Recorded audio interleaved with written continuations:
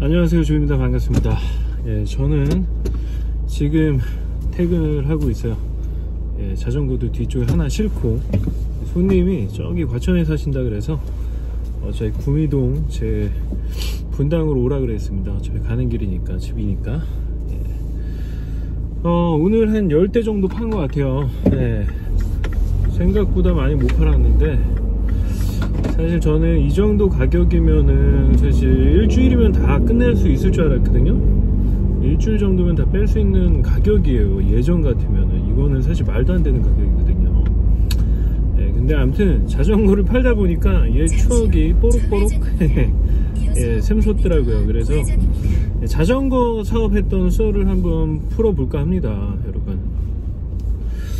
저는 사실 여러가지 진짜 다양하게 했어요. 한 10몇 가지 사업을 했던 것 같아요. 이것저것 다 하면은. 그래서 그 중에 가장 큰 돈을 벌었던 거는 자전거 사업이었어요. 네. 그쵸. 자전거 팔아가지고, 물론 그게 뭐 처음부터 딱 해가지고 시작하자마자 30억을 팔기 시작했던 건 아니고요. 예, 차츰차츰 예, 중고 자전거부터 시작을 했습니다. 중고 자전거를 어떻게 시작하게 됐냐면요, 제가 원래 필름 카메라 장사를 하고 있었어요. 저는 원래 돈에 대한 욕심이 그렇게 많지는 않았었어요.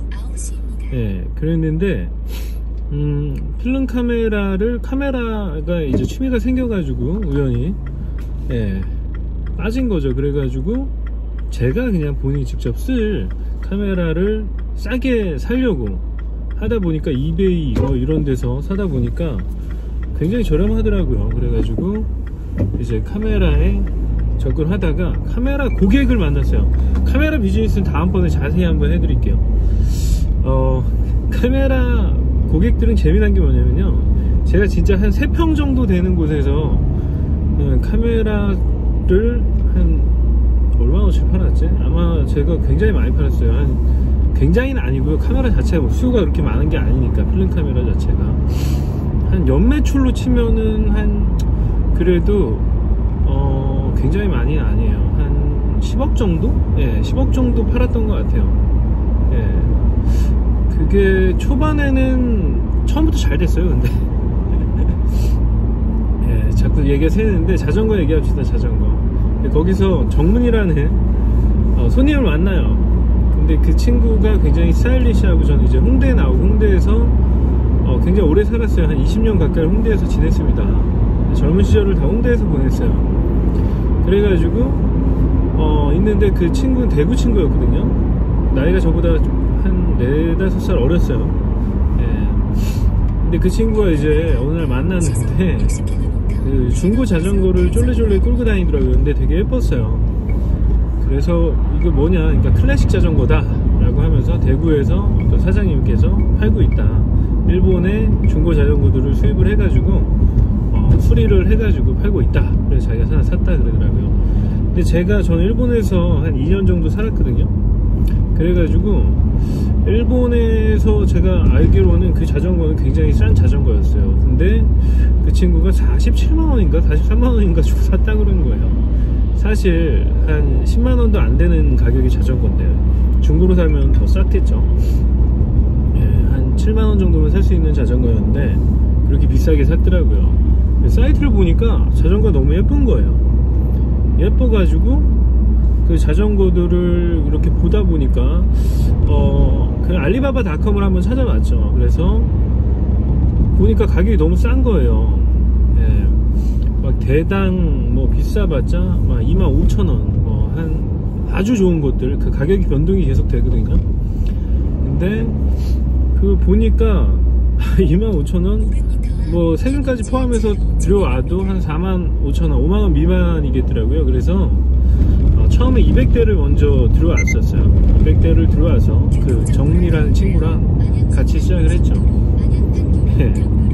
그 200대를 어떻게 고르는 거냐면요, 그 알리바바에서 이제 리스업을 했어요. 그 무역을 하는, 수출하는 업체들, 그 중고 자전거를 수출하는 업체들을 찾아가지고 대부분 그 에이전트예요. 뭐냐면 무역 오파하는 애들이 그런 중고 자전거 고물상들을 갖고 있는 그 거래처들을 갖고 있는 애들이 거기다 올린 거예요. 보통 가나, 아프리카 뭐 이런 데에서 수입하는 거예요. 북한에서도 수입을 많이 하고요. 네, 근데 그런 자전거들을 거기 대구에 있는 업체분이 최초로 자이크예요. 자이크, 이름 자이크. 지금은 직접 클래식 자전거를 생산하셔가지고 대단하신 분입니다. 그 심지가 굉장하신 분이에요. 그렇게 별로 돈이 안 되거든요. 사실 큰 돈이 안 돼요, 자전거 장사는. 근데 꿋꿋하게 자기 브랜드를 만들어 가지고 자이크라는 클래식 자전거 브랜드를 만들어서 생산해가지고 지금까지 사업을 하고 계세요. 되게 대단하신, 존경합니다. 네. 아무튼 간에 그래서 그때 제가 이제 일본에 가서 그 고물상들을 한 7군데를 돌았어요. 돌아가지고 한 2군데를 골랐죠. 2군데를 골라서 그 한 곳으로 모았어요. 그 괜찮은 자전거들을 한 고물창고로 보내가지고 그 고물상으로 보내가지고 같이 이제 컨테이너 작업을 한 거죠. 그 자전거 고르는 거는 정말 개 노가다입니다. 그게 산더미 같이 쌓여 있거든요. 그거를 제가 지금 하라면 못할 것 같아요. 진짜 너무 힘들어. 거기서 도와주기는 하는데 되게 싫어해요. 눈치도 많이 보고. 그때 제 나이가 30이었어요 29, 30 됐겠다. 네. 그래서 그때 이제 중고 자전거를 일본에서 들여와서 손을 봐가지고, 전 자전거의 자자도 몰랐었어요. 뭐 변속기 고치는 것도 몰랐고, 세팅하는 것도 모르고, 뭐 브레이크 잡는 것도 모르고, 체인 교체하는 것도 모르고, 아무것도 몰랐어요. 휠 이제 스포크 가는 것도 모르고. 근데 지금 다 할 줄 알죠. 지금 완전 자전거를 만듭니다. 용접만 빼고 다 해요. 이제 용접만 배우면 아예 자전거 프레임까지 만들 수 있을 것 같은데, 그렇게 되는 거예요. 예, 아무것도 모르고 시작해서 그 고물상 아들, 교포였어요. 교포. 그래서 그 아들을 저희 한 2주 정도를 한국으로 데려왔어요. 그래서 그 친구는 일본에서 자전거 자격증도 있는 친구였어요. 일본에서는 자전거 자격증이 없으면은 자전거 판매를 못 합니다. 예, 법적으로 그렇게 돼 있어요. 굉장히 까다롭죠. 예. 아무튼 간에 그래가지고 뒤에서 쌍라이트를 키네요. 아주 그냥 눈이 부십니다. 알고 킨 건지 모르고 킨 건지 모르겠죠.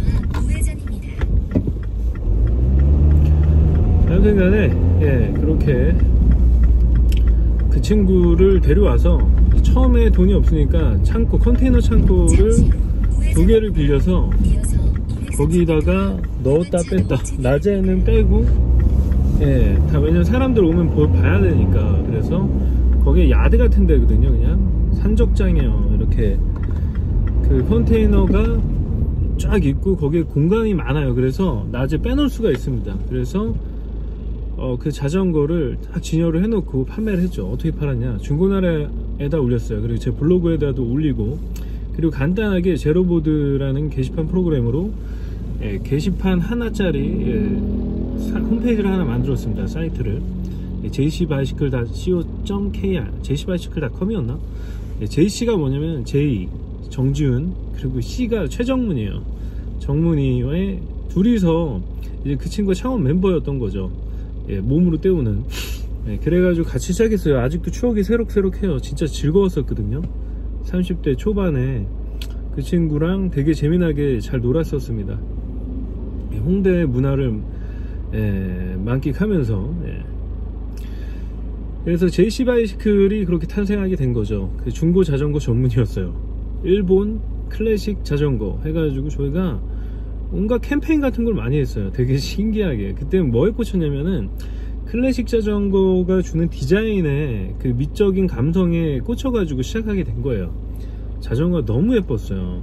쌀집 자전거 있죠. 저는 그 자전거가 그렇게 좋더라고요. 쌀집 자전거의 감성이. 그래가지고 그 쌀집 자전거도 많이 들어왔었어요. 해서 이제 수리하고 뭐 그 옛날 자전거들이라 쌀집 자전거 같은 거, 일본의 우체국이나 경찰서 자전거 같은 것도 막 들여오고 되게 견고해요. 내구성이 정말 좋아요. 스테인레스로 만들어가지고 막 수세미로 닦아놓으면 반짝반짝 합니다. 되게 예뻐요. 어렸을 때 그런 거 좋아했습니다. 덕후죠, 덕후. 완전 덕후죠. 그래서 거기서 막 고물상에서 그걸 끄집어내야 돼요. 끄집어내가지고 좋은 것들만. 그리고 고물상에서 뭐냐면 일본에 그 고물상 하시는 분들이 자전거 샵을 다 합니다. 중고 자전거 포를 다 해요. 그래서 상태가 좋은 것들은 자기네가 팔아요. 수리해가지고 바로 팔 수 있는 것들도 있고, 그중에 전기 자전거도 있고. 왜냐하면 일본 자체가 자전거를 이렇게 되게 많이 타잖아요. 아직도 진짜 많이 타요, 자전거를. 아마 1인당 한 1.8대 정도 될 거예요. 근데 왜냐면 그냥 대중교통비가 비싸니까. 근데 자전거를 이렇게 불법 주차해 놓잖아요. 그러면 딱지를 붙입니다. 그래가지고 그거를 일수대로 해서 벌금이 매겨져요. 근데 벌금을 내는데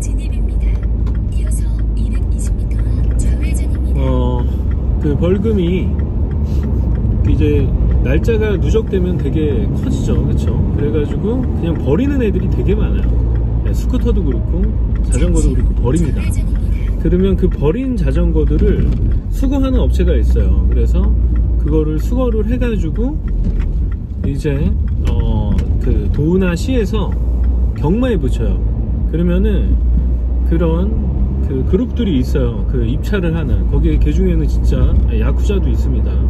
네, 해가지고 그거를 킬로그램당 얼마 뭐 이렇게 그때 고철 시세가 다르니까 고철값으로 이제 입찰을 하는 거죠. 낙찰을 받아서 그거를 고물상에서 분배를 해가지고 나눠 먹는 겁니다.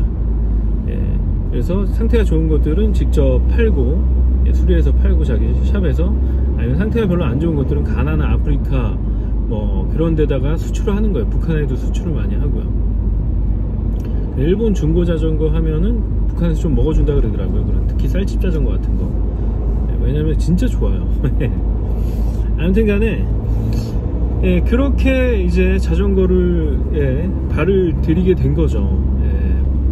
정말로 중고 자전거 굉장히 재밌었어요. 홍대 가서 막 이벤트도 하고 라보에다가 실어가지고 우리는 MTB를 없애겠다. 그 못생긴 MTB들 다 꺼져라 막 이러면서 일본 중고 자전거 해가지고 그때 많이 팔았었어요. 그러니까 그 원가가 사실 들여오는 가격은 얼마 안 해요. 5만원 정도, 뭐 세금 다 포함해가지고 물류비 다 포함해서 대당 5만원 정도가 잡히는데, 사실 그게 인건비예요. 손이 엄청 많이 갑니다. 그 정말 라카로 페인트 벗겨진 것들을 색상을 조합해가지고, 저는 라카로 어떤 색이든 다 조합할 수가 있게 되었어요. 그것 때문에. 그래서 라카로 막 색 조합을 해가지고 진짜 가내수공업 공장처럼 그 페인트 칠을 막 합니다. 라카 칠을 하는 거죠. 이렇게 붓으로 짝짝짝 빵꾸난 데들 땜빵 하는 거예요.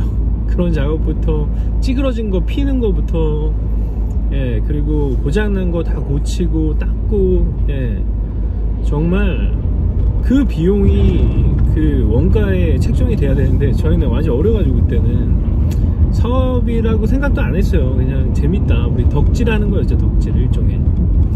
그래가지고 정문이랑 저랑 둘이서 하다가 너무 바빠지더라고요. 일이 많아지고. 그래가지고 그때 이제 중고나라에 제 판매했던 방식 중에 여러분이 참고하면 좋을 게 창고예요. 저희 서부 트럭 터미널이라고, 정말 한번 구글 스트리트로 한번 찾아보세요. 아무것도 없어요. 대중교통도 없고. 그래서 택시를 타고 와야 되는데 택시비를 줬어요. 그래서 거기 중고나라 광고를 하는데, 블로그에도 광고를 하고 사이트에서도 광고를 하고 다 광고를 하는데, 뭐라 그랬냐면 택시 타고 오세요. 택시비 드립니다. 사면. 왜냐면 마진이 엄청 좋으니까. 저희가 그 5만원에 들어온 거를 다 이제 수리하고 해가지고 뭐 비싸게 팔 수 있는 거는 막 6, 70만원, 심지어 되게 비싸게 판 것도 있어요. 저희가 커스텀을 진짜 예쁘게 해가지고 이대 음대 교수님이 370만원인가 주고 저희가 커스텀 해놓은 자전거를 사갔죠. 굉장히 기뻐하면서, 이렇게 예쁜 자전거는 처음 본다. 정말 예뻤어요. 근데 그게 사실 저와 저희 정문이의 작품이었죠. 그 친구는 약간 미적으로 타고난 친구예요. 제 와이프한테 전화 왔네요.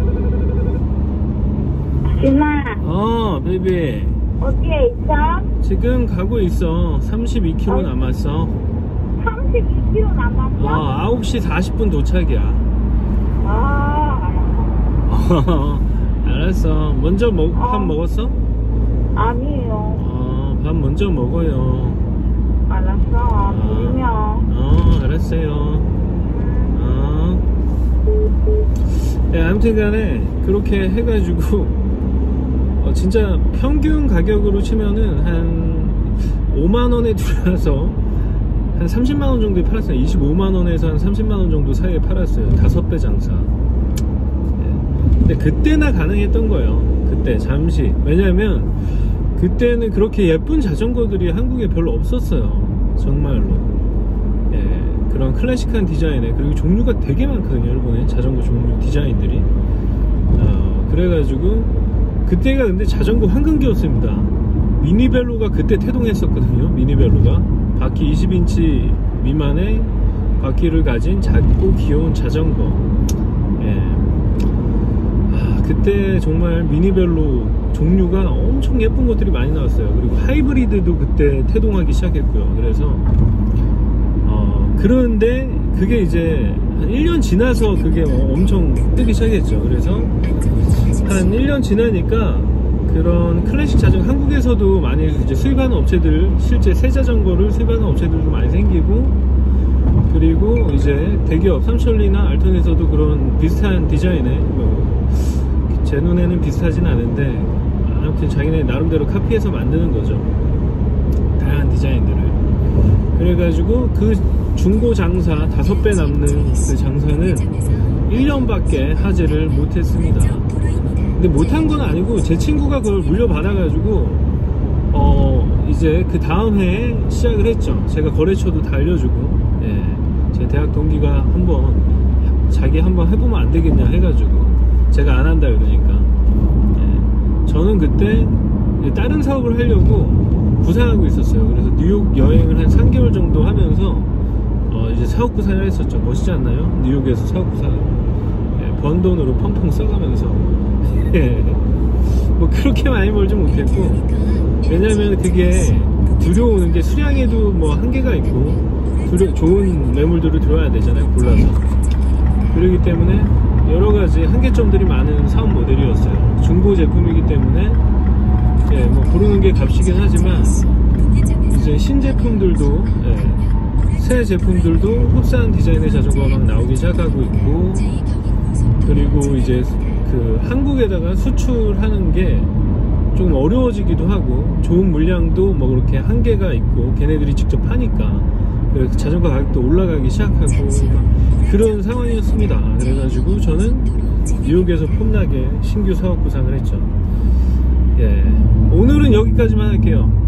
중고 자전거를 시작하게 된 계기였어요. 이게 사진도 많이 찍어놨는데 나중에 시간 되면은 영상으로 한번 만들어 보도록 하겠습니다. 그래, 아무튼 시청해주셔서 감사드리고요. 이 다음 얘기 바로 3000톤닷컴의 시작입니다. 국내 최초 자전거 멀티 쇼핑몰. 그러니까 그때 ABC 마트 뭐 이렇게 해가지고 있었죠. 그런 멀티 슈즈 쇼핑몰들은 많았죠. 3000톤닷컴이 태동하게 된 이야기, 그 이야기는 다음에 해드릴게요. 그래요, 그러면 저는 다음 영상에서 뵙겠습니다. 감사합니다.